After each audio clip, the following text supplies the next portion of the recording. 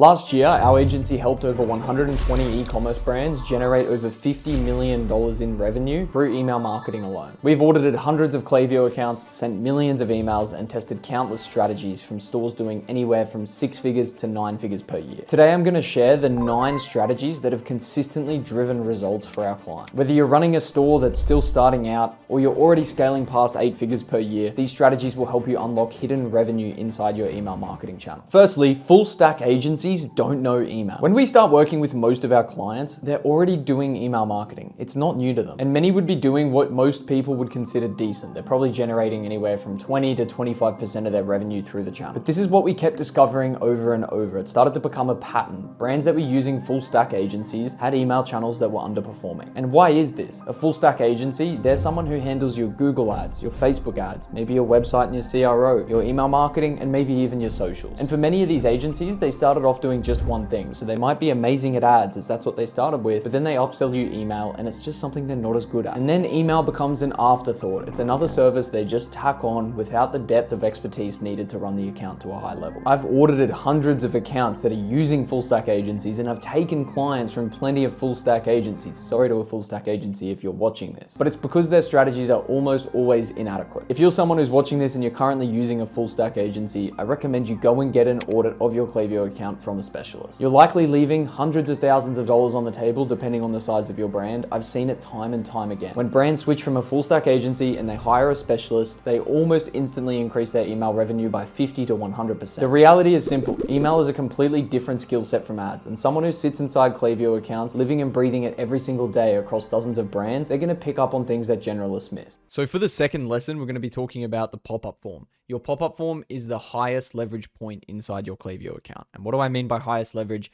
It's the biggest upside for the minimalist amount of output, or the biggest upside for the smallest amount of output. One of the most underappreciated aspects of email marketing is your pop-up form. Most brands throw together a basic pop-up form, they never test it, and they don't even know what percentage of traffic it's converting. They simply just never look at it. But this is a massive mistake. As I said, it's often the highest leverage thing you can do inside your Klaviyo account. Let me give you a real example here. We took over this account from an 8-figure brand. Beforehand, they weren't really testing their form, and they were doing about 5% opt-in. Not too bad. 5% is a pretty good benchmark. But once we started testing this properly, we got it up to 10% opt-in. That essentially means that their email list is now growing twice as fast. This was just the results from a 7-day window, 4,000 email subscribers, which means beforehand they were probably only getting about 1,800 email subscribers. Over the course of a month, it's roughly an extra 7,000 or 8,000 email subscribers, and we know that for this brand, each subscriber on their list is worth about $60. And that's $60 in lifetime value. So each and every month, we're able to bring in an extra $300,000-$400,000 in lifetime value from the email list. Now it's not every month, it's lifetime value. So it could take, 1 to 2 years to recognize that amount. But that's the actual incremental value you're bringing onto the email list by improving your pop-up form. Some of the most profitable tests we've run, for example, adding micro commitments. Beforehand, this store was just using an email address field on the first step. We simply changed it to put the email address on the second step, and all the consumer has to do on the first step is click this button. Another simple one could be extending the time delay. We tested 10 seconds versus 7 seconds on this store. That had a material impact on the opt-in. You can experiment with the CTA on the pop-up form. Here, unlock discount. This one, get code. That's going to get you different results. And then obviously creating contrast, making it more visually appealing. We would have tested the aesthetics of these pop-up forms time and time again. Another thing you can do, improve the headline formatting. One thing you'll notice in all high converting pop-up forms, they have very simple headlines.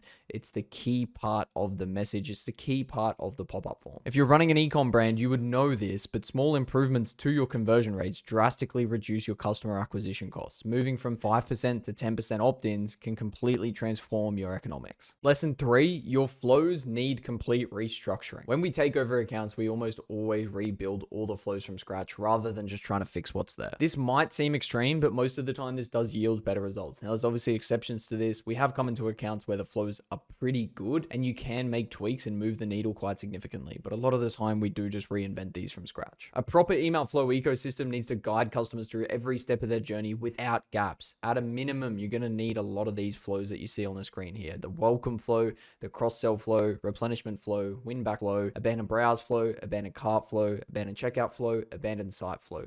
These are the core flows that you're going to need to run your store to a high level. And of course, the post-purchase flow. Can't forget that one, the thank you flow. This is a key one that a lot of stores underdo. When I audit accounts, it's clear most brands are missing at least 2 to 3 of these critical flows. The most common missing ones, the abandoned cart. A lot of brands have an abandoned checkout flow, but not an abandoned cart flow. Abandoned site is almost always missing. The abandoned browse flow is almost always underdone. Replenishment and cross-sell flows are always pretty much non-existent. And what most people don't realize is that these flows work together as an ecosystem. Your campaigns, they drive traffic into the flows. When you send a campaign, you might get 500 clicks and 50 sales. The other 450 people most likely will end up in your flows. And then once they're in the flows, these guide them to the next step of the customer journey. So if someone's viewing products, the abandoned browse flow might get them to add to cart. The abandoned cart flow, that it might at least get them to start a checkout. Then of course the abandoned checkout flow, that's going to get people to place their order. When fully optimized, these are a really key driver in being able to generate up to 30 to 40% of revenue from your email channel. Another huge mistake we see in the flows is that a lot of them are half built. They might have 2 or 3 emails only in the abandoned cart and checkout flow, when you can really get this up to 6 or 7 good emails. Another mistake is having smart sending on all of these emails inside your flows. You should have smart sending off. Hopefully you can see that as the little setting down here. You should all know what smart sending is,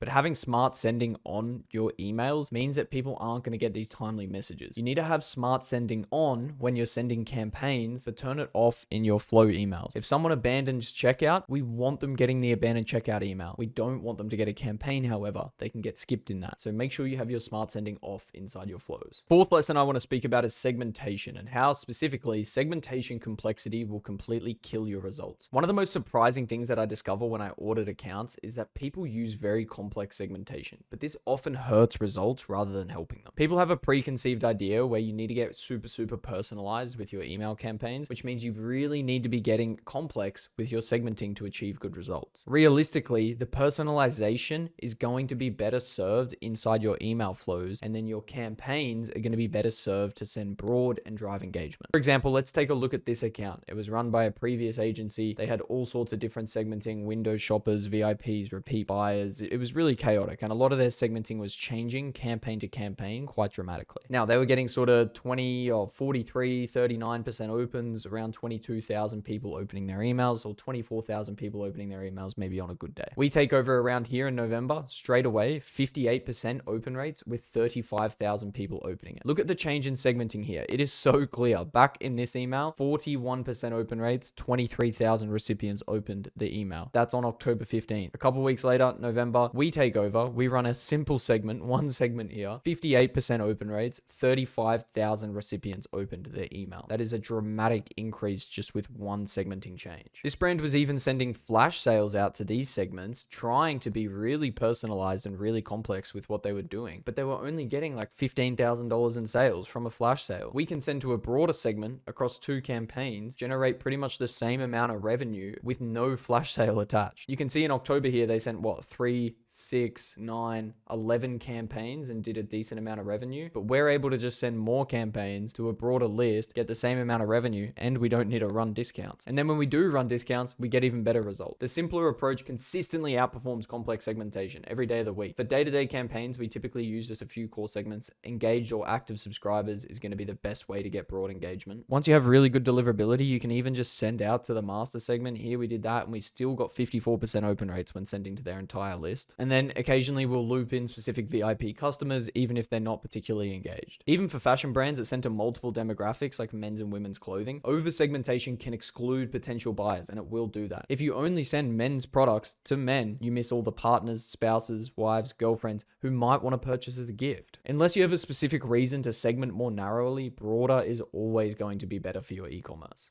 Lesson 5, let's talk about content calendars and the 80-20 rule of campaign content. What that means, we've found that the optimal ratio for email campaigns is 80% value-based content, things like this, and 20% sales-based content. Most brands do the opposite. They send primarily promotional emails with occasionally sprinkling in value-based content. What this approach does is it simply just burns out your list quickly and trains subscribers to only open when they're looking for a discount. A lot of you who have studied some form of marketing or read some marketing books would know this graph, and it holds true with your email list. Only 3% of subscribers are going to be ready to buy now at any given moment. The other 97% essentially need nurturing before they'll make a purchase. If all your emails are sales focused, you're only appealing to this 3% of people at the top of the pyramid. Whereas if you focus on value-based content, you can essentially move people from this sort of top of funnel zombie state into a problem aware middle of funnel state before making them a customer. Value-based content can focus on expert insights into the niche, UGC and community emails, blog content, addressing industry myths or controversies. You can provide tangible life tips related to your niche, or even give founder updates and personal stories. For example, with one of our brands, we moved to more founder-based content, showcasing the real people behind the brand and actually telling some stories about the growth of the brand and what has gone into it. When the founder announced her pregnancy, we did this via email to the email list, and it generated significant engagement and even got picked up by a local news outlet. They literally shared our email into a news article. By focusing 80% of your campaigns on providing value, you can keep the entire list engaged, not just that 3% of people who are ready to buy now. And then when you do send the 20% of sales emails, they're going to be way more effective because you've gotten that heightened engagement and maintained it across your entire audience. For lesson 6, we're going to build on this content calendar point a little bit more and talk about campaign frequency. And the reality is, it matters more than you think. One of the most common issues I see when I audit an account is inadequate campaign frequency. I've audited accounts that send just 1 or 2 campaigns per month, even less. And these can even be 8-figure brands, and they might send a weekly newsletter and think that's enough to keep their audience engaged. But this is a massive missed opportunity. When you're not sending enough campaigns, you're not getting enough touch points with your list, you're not driving traffic to your flows, and you're not staying top of mind for when your customers are ready to buy. For most e-commerce brands, around that 3 emails a week is going to be the optimal amount of touch points. This gives you enough touch points without overwhelming your subscribers, especially when you're using that 80-20 ratio I talked about in the last lesson. The reason that most brands fear sending more emails is because they're scared of unsubscribes. But if you're actually creating good content and you're following that 80-20 ratio, the increased frequency is actually going to improve overall engagement because people will look forward to opening your emails and they'll know there is value inside. Essentially, I've written a little bit about this in the past, but you need 3 emails to do the job of email marketing to a high level. And what I mean by that is, like I've said a few times, only 3% of your email list is going to be ready to buy. And if you're sending less than 3 emails a week, how do you expect to move the needle with the other 97% of people? Because you're not just trying to shoot for sales with your email, you're actually trying to prime the rest of your list to be ready to buy. If you're only sending 1 email per week, you're probably only tapping into this 3%, and these 97% of people are probably going to be getting nurtured by your competitors. Good success in your email flows and actually seeing growth in your email flows is also going to come from sending more email campaigns. Like I said, when you send an email campaign, it might get 500 clicks. 400 of them might end up in an abandoned cart, an abandoned checkout, or an active on-site flow, which then drives further revenue. Now, lesson 7, deliverability is going to be more important than your email design. You can have the most beautiful email designs, the most compelling copy, but if your deliverability is poor, none of that is going to matter. When we audit accounts, we often find deliverability scores down around the 50 mark, when realistically, these should be 70% or higher. Poor deliverability means that you're more likely to be going to the promotions tab or straight to the spam folder, which is just going to drastically reduce the effectiveness of your email marketing. You should be shooting for open rates sort of around that 35 to 40% mark. Anything higher, and you're actually probably sending to not enough people. You want your bounce rates to be under that less than 1%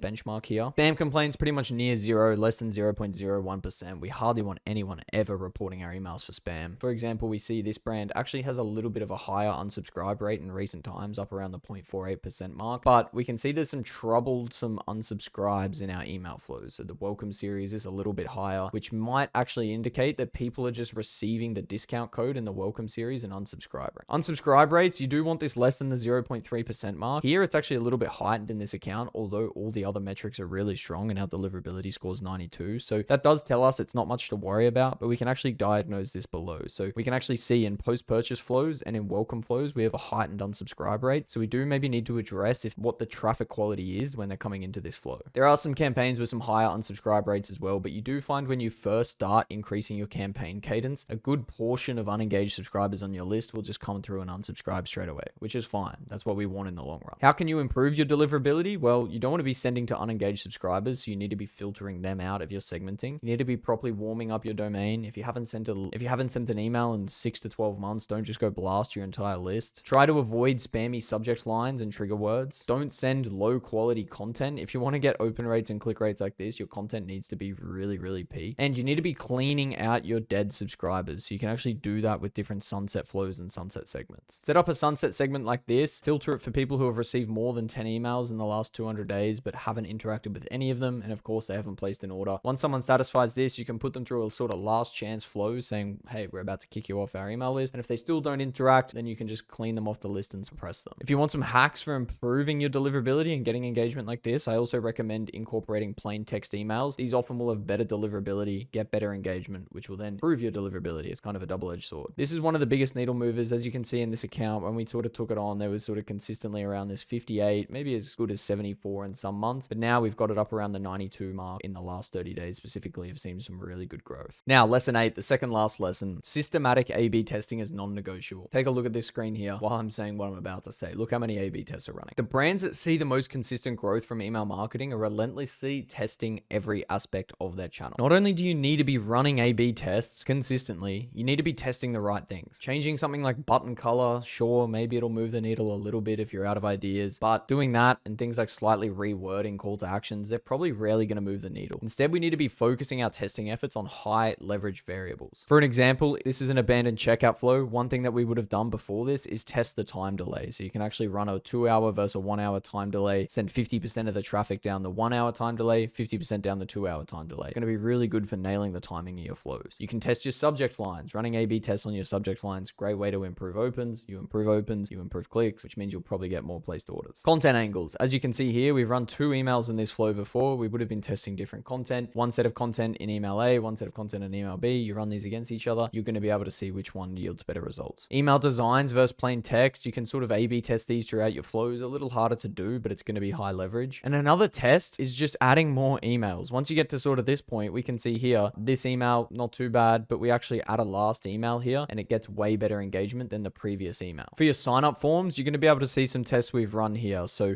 for example, on this one, we simply removed the image and you can see the sort of different results that it got. But you can see we removed the image and we went from that sort of 9% to 10% opt-in. On this one, we tested the time delay, 10 seconds versus 7 seconds. This got, 6 to up to 7.8%. And then on this test, we then tested the 7-second delay versus what happens if you just set the form to pop up when you scroll. Again, statistical significance is achieved just by testing things like this. An example of another test that we've run in accounts is simply resending the first email in the welcome flow to people who didn't open it the first time. For your first email, you're probably going to get 60-ish% open rates because people are going to expect the email, but still, that's 40% of people who signed up to your email list and didn't open it. Simply by resending it, you might get another 20 to 30% people open it on the resend, which is a huge needle mover. This effectively is just increasing the reach of your welcome flow and getting people to use that code. With your A/B testing, you need to be focusing on small improvements over time. You don't necessarily need to move the needle like a crazy amount or reinvent the wheel. You just want to keep testing so you can start seeing results like these. Like you can see, we're running A/B tests in pretty much every single flow, and each month we're able to just get 4% wins here or 50% wins here. You never know. A/B tests a massive upside for little downside. A 1% improvement every month adds up to a 12.7% improvement over a year, which for $1 million